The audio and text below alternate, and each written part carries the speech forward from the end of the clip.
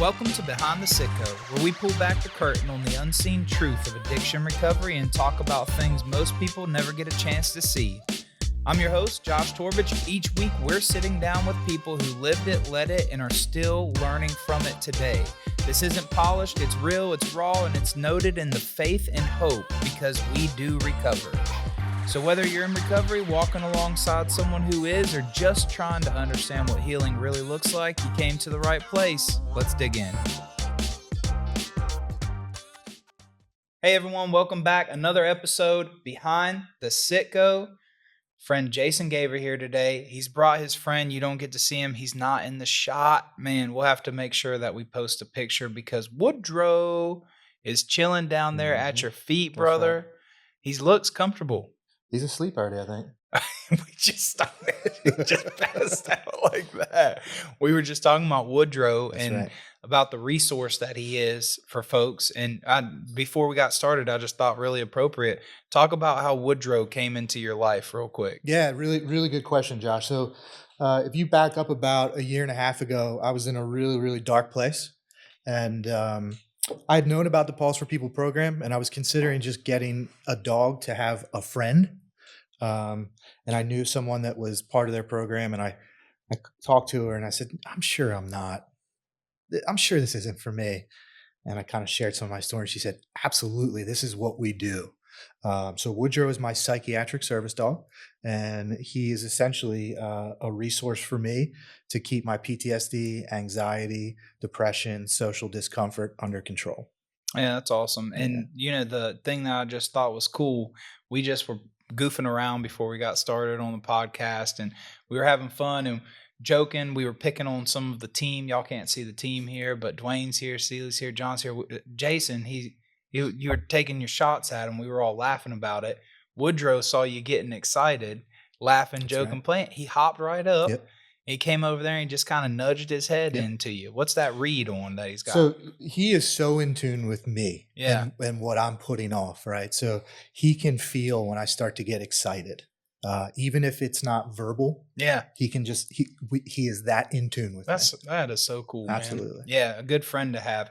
So Jason, today it's the title, Honorably Discharged into Addiction. Yes, sir. Most people don't know this. 18%, I looked this up before we came in, the numbers from May to December inside of Christian Recovery Center's residential service, 18% of them were veterans. Wow. It's the highest rate actually in any timestamp period before that. Mm-hmm. So with that being said, first of all, thank you for your service. My honor. Thank you for what you did for our country.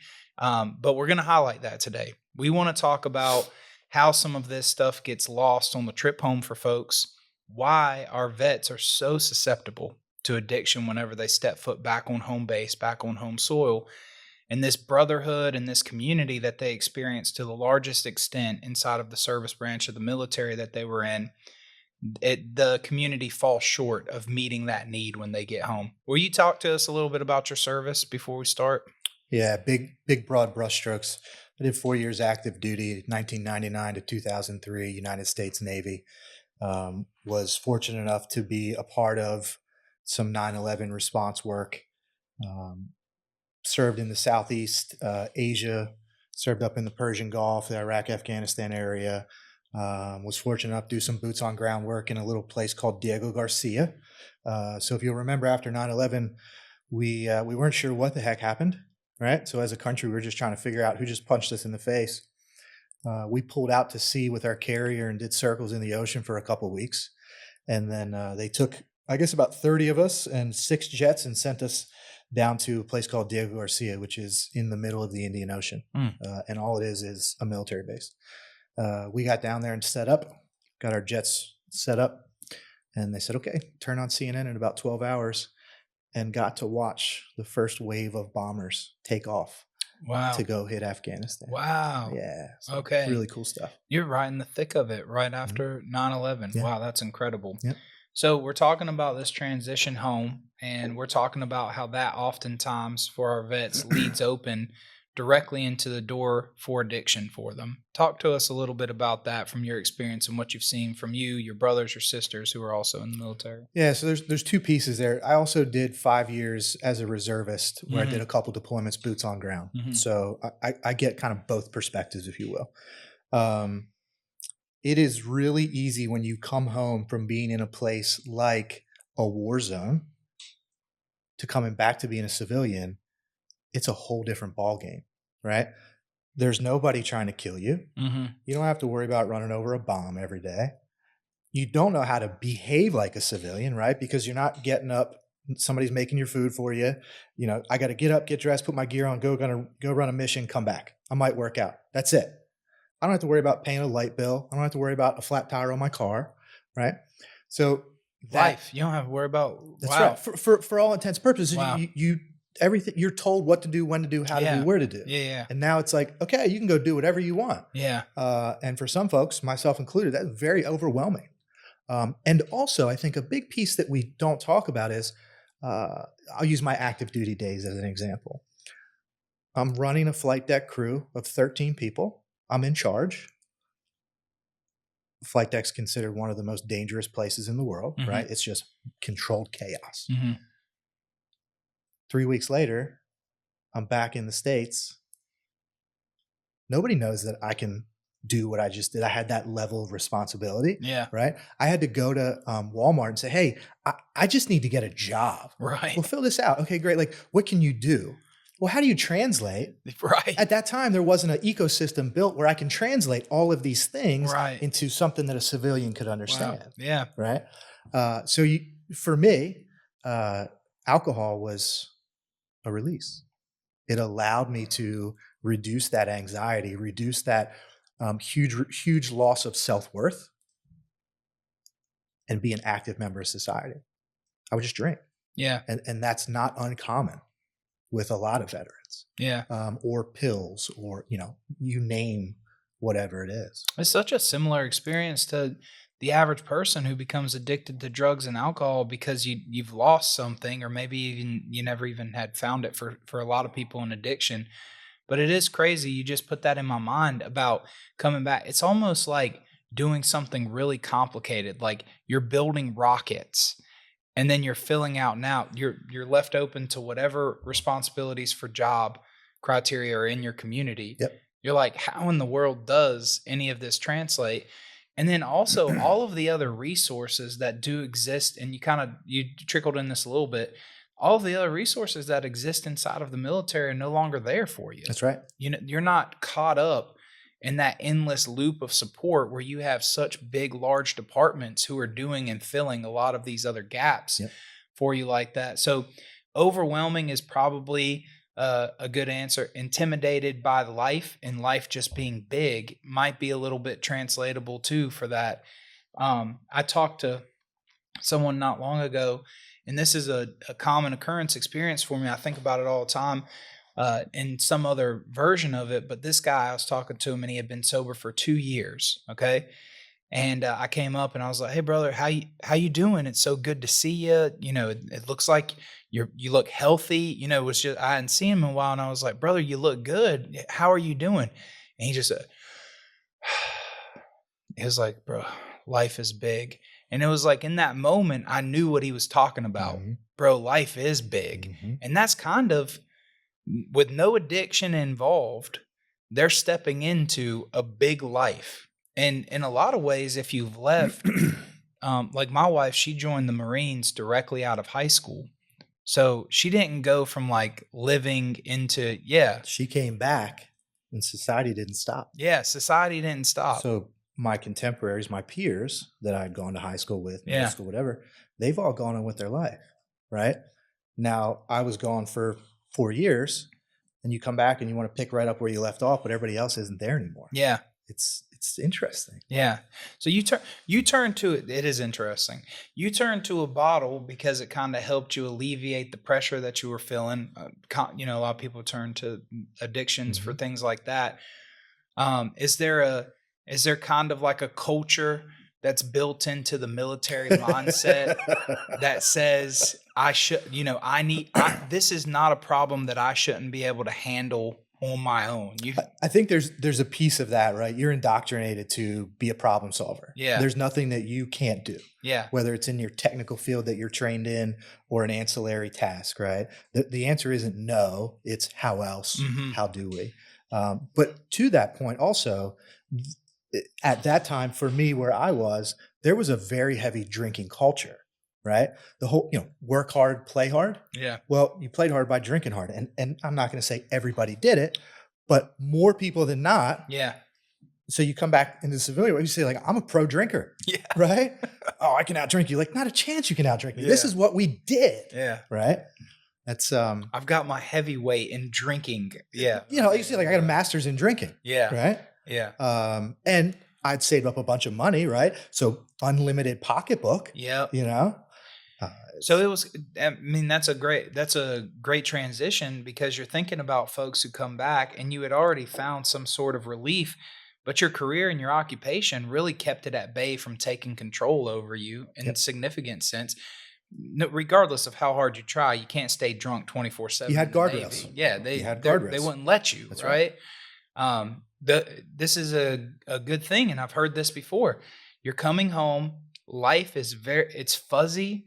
You don't recognize it. Okay. It doesn't feel normal. It doesn't feel like you fit in anywhere. And then the guardrails are also gone. The thing that has been providing the structure for your life. So the transition home, they might have tried to do something, right? Mm-hmm. Where did it have its gaps? Let's talk about the Navy's discharge process. So I think the gap is still existent today. Yeah. And it's been a long time for me. And I've gone through this twice. So when I came off of active duty, they run you through a program. At that time, it was called TAPS, Transition Assistance Program. TAPS. And it was 2 weeks of death by PowerPoint. Here's how you get life insurance. Here's how you get your license changed over. Here's how you write a resume. Oh boy. Right? What all you're thinking about, and I can say this wasn't just me because I've had many of these conversations, you're not listening to what's being told. All you're thinking about is, man, I got 8 more days. I got 7 more days. I got 6 more days. So then you get home and you're like, oh shit, I got to do a resume. I wish I'd have listened to what that got. Let me see if I saved the paper. No, I didn't save the paperwork, right? But at that point, you're back into the civilian world. You don't get to go backwards anymore. Right. So unless you take it very seriously, which I would think most people think they do. Yeah. I know I didn't. But we had 2 weeks of that. And then it was back to the States to process out, which took 3 days. And then I was home. I was back in the civilian world. Yeah. Casey barely remembers it. Mm-hmm. She says, I think we did something like that whenever I was discharging, but like she barely remembers it.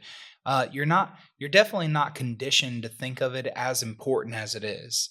And that's so slower roll into this. It's like sending someone to a 2-week course is great, but then kind of walking with them through a transition period. We know that in recovery, that's key. Yep.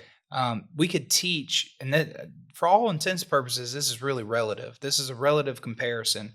We used to only have 90 days at the recovery center. And this is what sucks. We were doing great work for people, a heavy lift to try to get them transitioned, first of all, from a lifestyle of addiction into abstinence. So they were sober. They were so sober, right? Building a relationship with Christ, doing all the things that the ministry does for them, taking them through the 12 steps, and they were getting really spiritually sound. They were getting well. And then we were just going, all right, brother, hey, good luck. Good. Hang in there. Keep doing what we taught you to do. And it was like, what? Not a chance. It was so crappy and discouraging because we would see the same dudes, like after 90 days with us, they'd go out there and 90 days in life, it ate them alive, man. So it wasn't until we were able to implement this 2.5 year part of our program that I truly started benchmarking what success for our folks look like, because you can't do it in a 2-week course. So when they step into that program now, do you think it's not transformed much over the years? I think that the military has probably evolved the process. Yeah.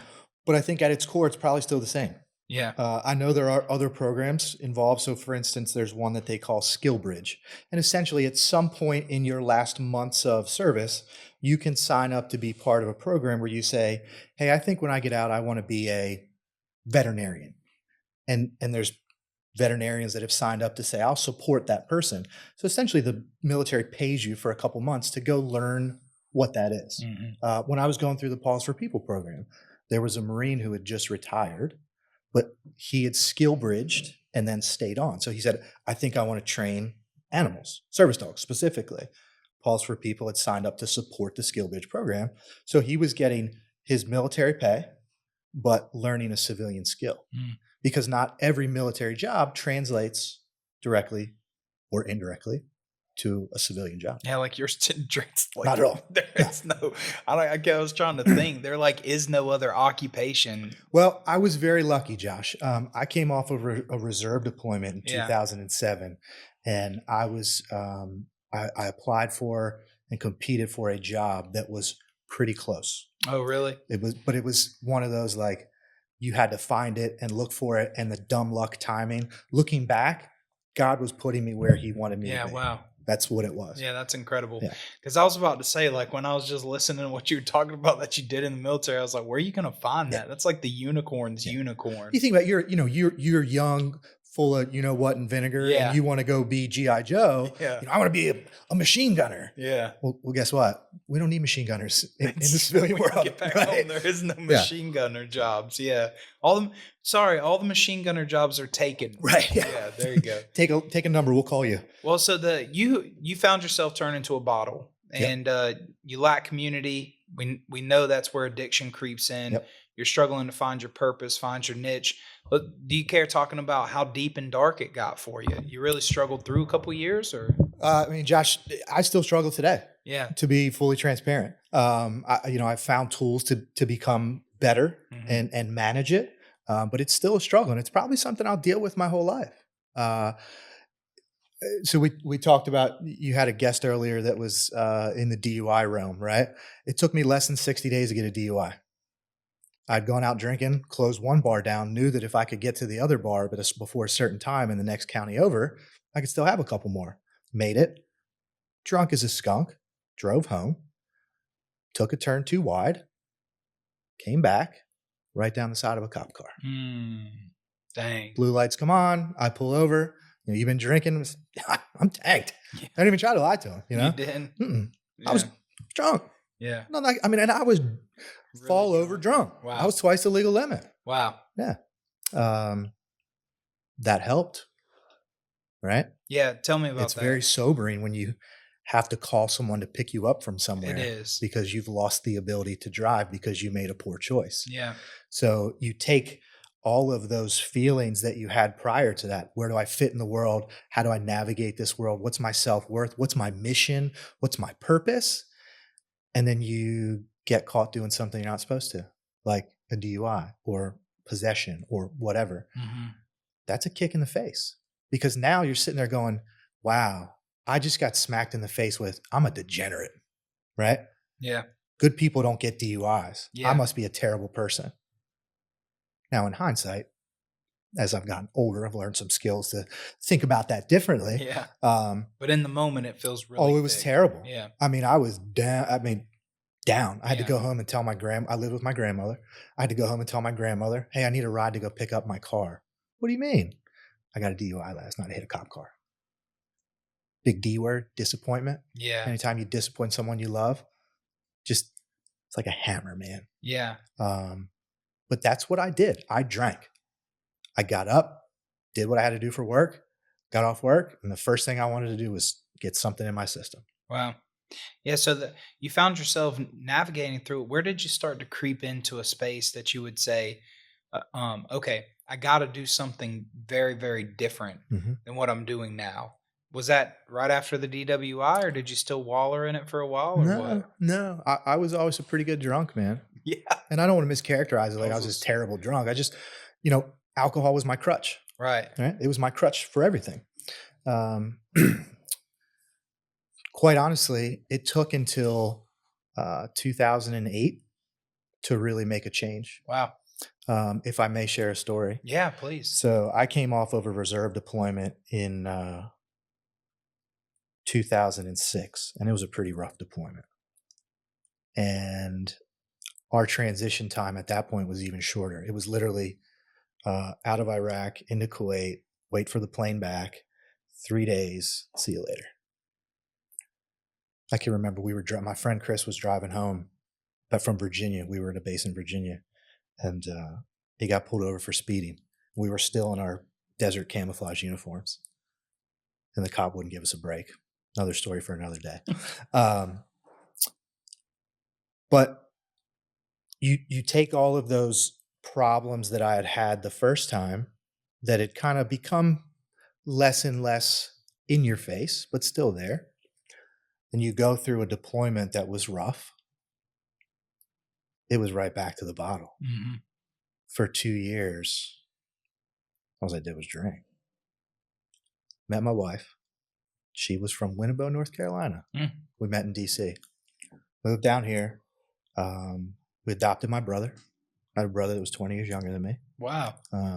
I'd started a few years early. He would come stay a weekend, stay a week during the summer, 2 weeks, whatever.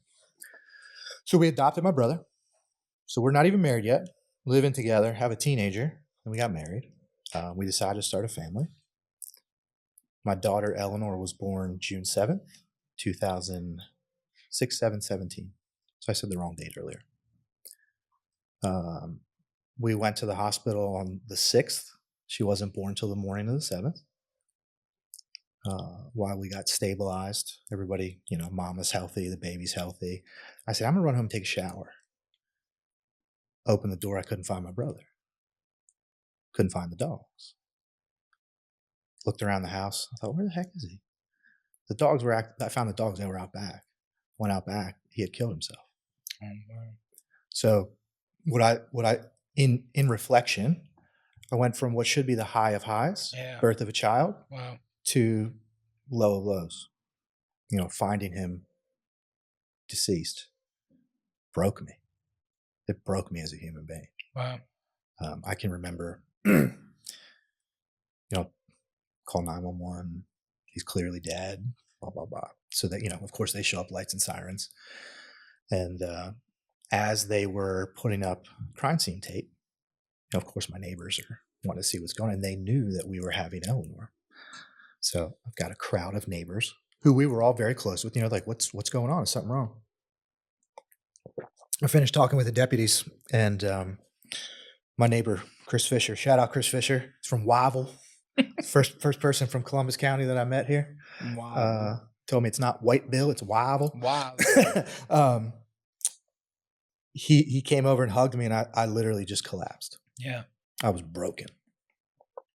So, have a new child, have a wife who's just given birth, and we lost what was a child. My brother was like a son to us.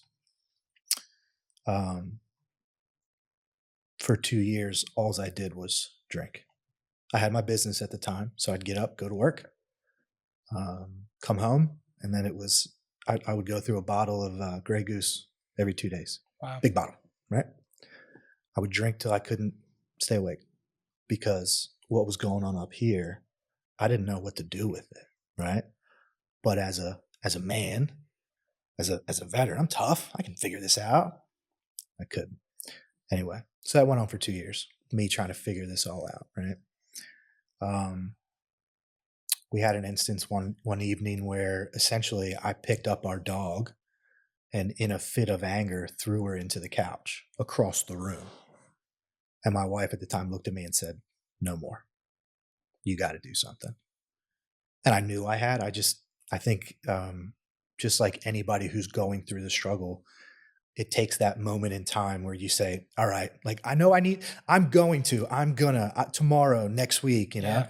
but that was like, okay, I said, you're right. I do. I can't live like this anymore. The next morning I walked into the Wilmington VA, and you've probably never been there, but double doors to double doors. And then there's a kind of little lobby area. Yeah. I walked in, never been there. And the folks behind the desk said, hi, can we help you? And I said, yeah. I said, I need help. Those are the toughest words I'd ever muttered in my life. And I said, I'm either going to kill myself or I'm going to kill somebody else. That's where I was. And they moved mountains, Josh. They moved mountains. There's so many people that complain about the VA. I'm not one of those. They literally, I got to see so many people that day as an intake, a triage intake. Right. and then Just showed up. You didn't have That's appointment right. or Yeah. anything. So of course they're like, I can only imagine what it's like behind the scenes. Hey, there's a guy out front that said he's going to kill himself. Yeah. Uh-oh. We got to get him. Do what we got to do. Figure this out. And I'll forever be grateful to them for that. Wow. But just to kind of demonstrate where I was at, they said to me, with what you're drinking, you can't just stop. Right. So tomorrow we're going to start weaning you off. Right. When I showed up the next morning, they said, how much you drink last night? I said, I didn't drink anything. I said, if you told me I had to go over there and chew on that brick to feel better, that's what I would do. That's where I was at. And that was really where I started to heal. But it took rock bottom. Yeah. Geez, man. That is quite. You had never shared that. I mean, we've talked a little bit about it in the past, but I had never heard that story from you. Yeah. That's really intense. So one of the more encouraging things that I heard you say, I think, is that the VA was kind of waiting there for you. You had to get through the doors. Yep. What people get angry with about our Veterans Affairs is the bureaucracy. Right. The providers are in it to win it. Right. And they're there for you as the veteran. Right. They will tell you their hands are tied sometimes, and you've got to be your own advocate. Just like you as CEO, right? Sometimes you got to step up and say, nah, I need X, Y, and Z. Like, I understand the answer is no, but here's why. And you got to advocate for the organization. There's some of that in it. But I am not one that will sit here and tell you the VA did me wrong or did me dirty. Yeah. Well, there's times where they frustrate me. Yeah. Just like any provider. Yeah. Just like any doctor's office. But I mean, that's phenomenal that they were there and able to navigate you through it. I'm trying to think about your experience, and if you tie it back to a lot of our folks, is there a way that folks, when they're coming home, they're already susceptible, to life tackling them? Yep. To life tackling them to the ground in the largest sense, but then life came for you extra. Because that's not a normal. I mean, most people don't go through that kind of experience in their life. So I guess what I'm thinking about is there anything that could have prepared you in a healthy way? You were already kind of struggling through life in a lot of ways, but when I think about our veterans today who are really susceptible to drug and alcohol addiction, they're lacking the community. There are a lot of efforts that go around to like our VFW groups and things like that for them to find camaraderie, for them to find brotherhood. It does kind of put the ball back in their court where the individual vet has to kind of pursue that. And it's work to build relationships in the community. It's a perfect parallel to how the recovery atmosphere works. In the recovery programs, individuals will travel through them and all of their relationships are almost facilitated for them. They're real. They build bonds with people. They get their bros, right? Their recovery bros that they're traveling through the programs with. But we kind of set the stage for that to happen. It's almost like a forced interaction with folks just because they're bunkmates or just because they eat lunch every day together inside the program. But once they leave and they translate back into life gets bigger. And then they have to go out and actually work to build those bonds and those relationships. And a lot of people do get lost in the shuffle translating home, coming out of the military from their discharge, where they never go and they actually sew into some real relationships. You see that often? Absolutely. Yeah. So we know the leading proximal cause of veteran suicide. One of the two things is lack of mission and purpose, right? So you were part of this big machine that had a very real, tangible mission. We know what we're doing, right? Yep. We understand what we're doing. It's important. Yep. At the end of the day, it's defense of this great nation. Yep. No matter what your job is, whatever. You have written a check payable up to and including death when you go in. You're saying, I'm willing to die for what this is. Yeah. Right? That's heavy, right? You come back and you just talked about it. You've lost all your bros. You've lost your system of trusted people. So when your folks are going through the program, you're kind of giving them the trusted folks already. They don't have to decide, wait a second, can I trust you? Do you really mean what you say and say what you mean? Have you really been through it? I think that's a big problem with veterans, right? I look at someone and go, huh, you don't know what I know. You haven't been through what I've been through. How can I even trust you? We keep people at a distance. Mm-hmm. So the organizations like the Veterans of Foreign Wars, American Legion, Disabled American Veterans, and a slew of other nonprofits that exist to bring veterans back into community, those are what are vitally, vitally critical. Yeah, wow. You know, it just came to mind. You're kind of like a freeze-dried alcoholic waiting for your discharge. Like you were kind of in that state to where all of the perfect standards kept you from going there. And then as you transition back home, it just was easy to overtake you. And it probably is a pretty common scenario for a lot of people. When that happened to you and you're going through all of the different things with losing your brother, did you find yourself resurfacing out of that a much stronger version of yourself, or is it something you still wrestle with?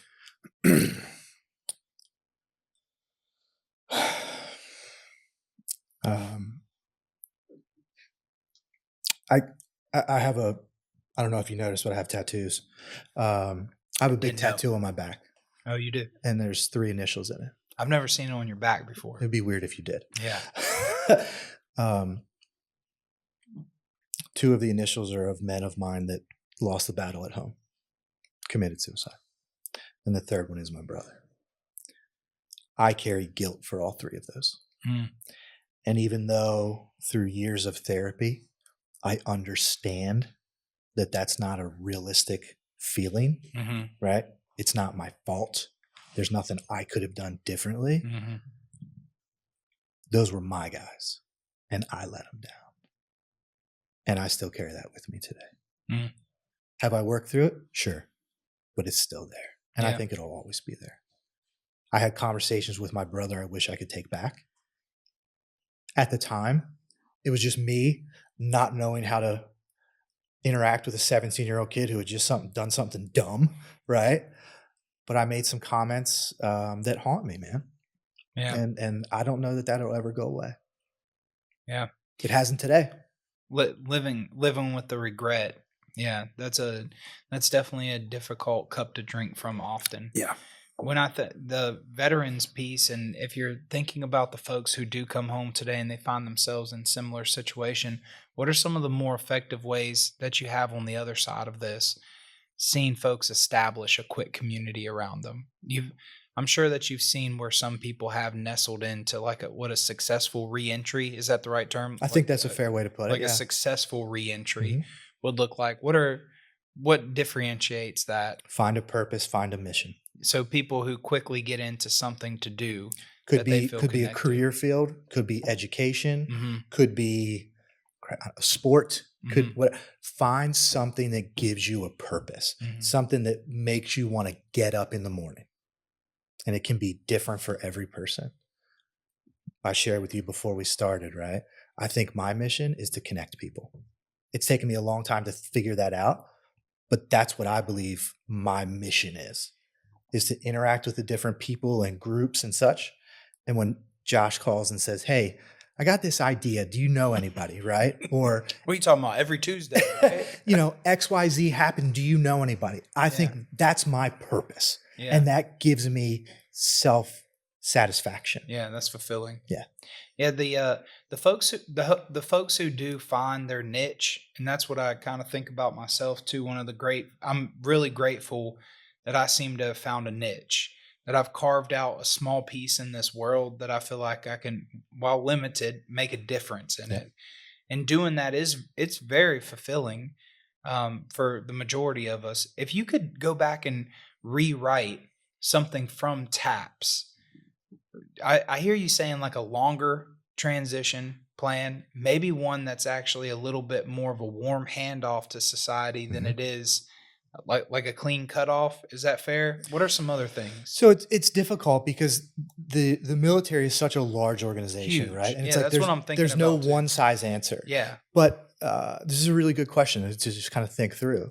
There's some folks who have come from and are going back to a really supportive community, right? There's some people that are going back to absolutely nothing. Mm-hmm.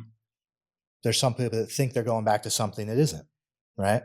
So you bring up a valid perspective. Maybe if there was a soft handoff, like you had to go through the Skill Bridge program. Now the government will say, oh, it costs us too much money, blah, blah, blah, blah. But that can teach you how to have or figure out what your next mission is or isn't. Instead of, I think of you go through a gate and the gate closes and you turn around and go, oh, I forgot but the gate won't open anymore, right?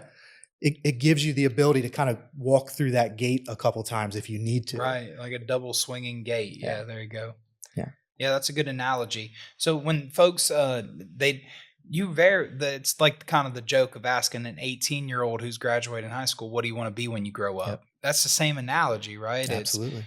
You don't ask a vet who's just re-entering society. You just got done running the aircraft carrier launch pad on where the jets take off. Hey, by the way, when you get back home, what are you thinking you want to do in the real world, in society type of thing?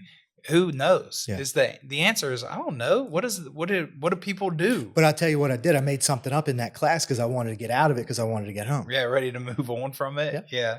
So the folks that we serve in the programs right now, and I guess this gets me into like the more practical part of our application from the conversation today. The folks in the programs right now, who are veterans, do they need the same thing that everybody else in our recovery community needs, or are they fighting a little bit of a steeper uphill battle? Let's just perspectively. Everybody's case is different, but let's perspectively talk about that. I think if there is a person who, well, let's back up for a second. We know that there are experiences that you may have in the military that you will not experience anywhere else. Right. Okay. But not everybody goes through those experiences. Right. But also, there are people who have never, and this isn't a knock on anybody, who have never deployed to a combat zone, who still have seen and done and been through things that were difficult. Right. Man, that's my off the cuff answer is there is a different set of problems that could be there. Because I think the average person isn't indoctrinated to the military way. I'm glad you're saying that because I was leaning into that answer too. There's not many people who experience life in the way that a military enlisted person does. So even putting to the, and this is I'm just trying to think through this with you for a second, because even putting to the side, if you put to the side any sort of trauma, PTSD type worthy situation, right? PTS struggle from an active combat zone, from riding a vehicle in a landmine opportunity, the stuff that does to your nervous system and your body, that proven stuff, right? Put all of that to the side. The system of the military sensitizes people, not desensitizes. It sensitizes people to live life a very specific way. It's actually desensitizing them to how life actually is. That's right. So that's where I was kind of getting to that space in our conversation to where feeling like it's highly likely that every enlisted person could be struggling a more uphill battle just because they don't understand as much about life as the other folks who might just be, I grew like me. I wish I was like Al Capone in those streets, really slinging stuff, but I wasn't. I was 18. I was an 18-year-old. I left. I dropped out. I tried to go to college, dropped out. I was addicted to heroin. I was delivering pizzas. I was living with my mom and dad. I never grew up, but I was never not exposed to life. I was just doing my thing. Yeah. But I didn't have to relearn what life was like. Like I got it. You know what I mean? I was here. I understood it. Yep. That's relevant. Absolutely. Yeah. You are taught a whole different way to think, walk, talk, act, react emotionally, physically, sometimes spiritually, physiologically, all of the above. Yeah. Do you think that sometimes I think of the rigors of a recovery program too. It does have, our place, it has like a little bit of a militant feel to it in some ways. It's got guardrails. Yeah. When they wake up in the morning, it's like, hey, you got to make your bed. Now we don't got a ruler, or anything, but did they have a ruler when you were making your bed? Boot camp, there was certain ways, but yeah. You could tell, right? They come in and they say, does this look like 6 inches? They come in and mess with you even if you did it right. Even if you had it perfect. Yeah. So like in our case though, there is like a very specific set of standards that they're living up to. And I know this, like they won't follow those same standards when they leave us. The standards that we've created for them inside of a recovery program are a lot bigger. I'd give you a great example. they're not allowed to smoke while they're with us.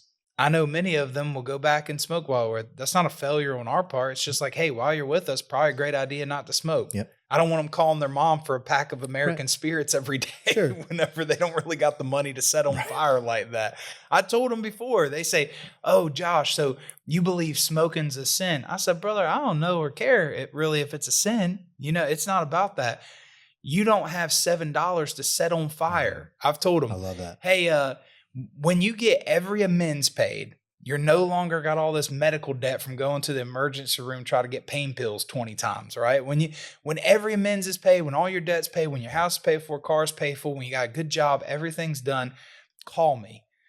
We'll go get a carton of Newports together, hot box in my truck.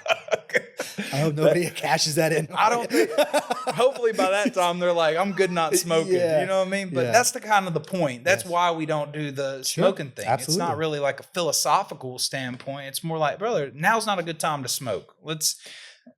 So you bring up standards. Yeah. Right?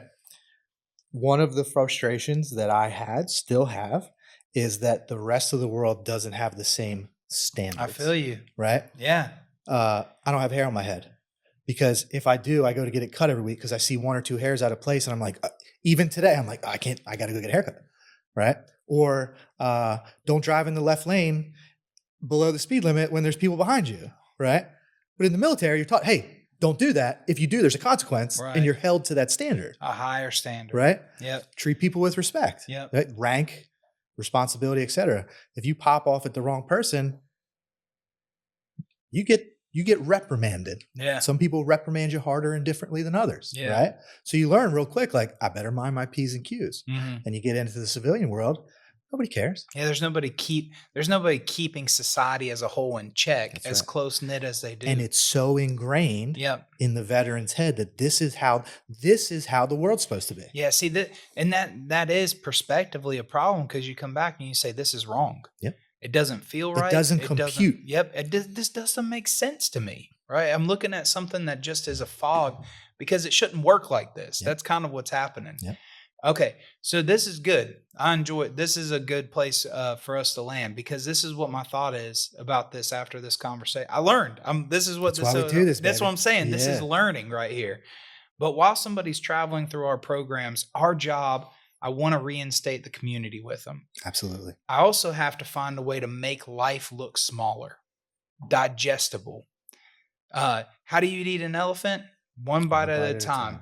How do you tell someone, I can't make life look smaller, but how do you get them convinced that eventually they can eat how big it is? What are your thoughts about that? Give them the roadmap, and give them some the responsibility to move through the process, the roadmap of where to move through the process, and make them agree to engage. And I think because they want to be in your program, they've kind of agreed, like, this is where I want to be and this is what I want to be doing. Okay, awesome. Now here's your mission. Your mission is to march through this. I imagine every resident goes through the same process, right? So here's where you are today.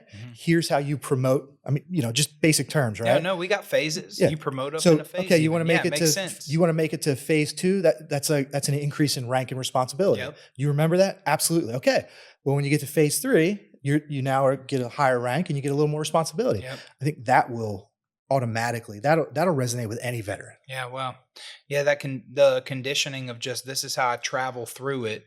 And hey, even the concept of just this is the road that's been put in front of me. I see it and I know how to travel on it. That's a sense of refreshment. Yep. It does what you're saying is it simplifies life in a big way. And I would also be willing to offer, if you have veterans who have gone through the program successfully, if it's possible, I understand folks go back into their worlds and rebuild and whatnot, but to have them as a mentor, because there's an intrinsic bond between veterans.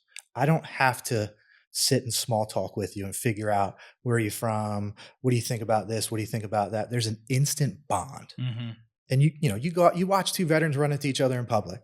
We're going to make fun of each other immediately, right? Like, where'd you get that stupid hat, Marine? Right? And they're gonna shoot back about something. Mhm. That's that instant bomb, right? So I'm more inclined to listen to another veteran, Mhm. and even more inclined if I'm in this program to listen to another veteran who's gone through it. Well, you know who I want to come do that for us? Hmm. You with Woodrow. I've been trying to emotionally headlock and get you back in that place. That look, I want you to come talk to our folks. Yeah. Bring Woodrow Yeah. with you. His chill We'll do spirit that. will We will calm do that. everybody down. There's a ton of guys in there who could use the experience for us. You're a good friend, and I love and appreciate you. I And love you you know, too, honestly, man. brother, the connections that you've given to me, thank you. Yeah, you are a connector of people, and I'm really grateful for that. I appreciate those words. I love you too tremendously.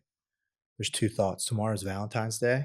And I read something not too long ago that really hit home with me. And it said most men don't get flowers until their funeral, right? Hmm. We need to do a better job as men of saying, hey, man, I love you. Yeah, I mean, I agree. you will hear me say that often, and I Yeah, mean it. me too. If you're in my circle, I will die for you. Yeah, me Right? too, man. The second piece of that puzzle is we've talked about perspective. This is where I believe God has put me. Through all those things that I've been through, where I said, God, why are you doing this to me? This is not the God I know. But he's weaved that path that he's already laid out. Hmm. And I trust and believe. And this is what I'm supposed to be doing, man. So Yeah. it's my absolute pleasure. Well, it's been useful to the ministry. You've already helped us establish new relationships. I was getting we didn't share it on here, but I was sharing it with you before we started. New relationships that you've plugged me into just because you are a connector of people. Your ministry, what you're doing, in our community is working and taking a meaningful effect. I hope that every person who's traveling through anything gets to find as big of a life as you have. In doing what you do, because it's keeping you to it. The life that you're a part of right now calls you to it, and that's what we hope they can all find. That's what we're working Appreciate that, for. Josh. Yeah. I appreciate that. Today, you got to hear from the best. Our veteran, our very own hometown hero here, Jason Gaver, on here talking about honorably discharged into addiction. We hope that you'll tune in with us next time. Thanks for listening today.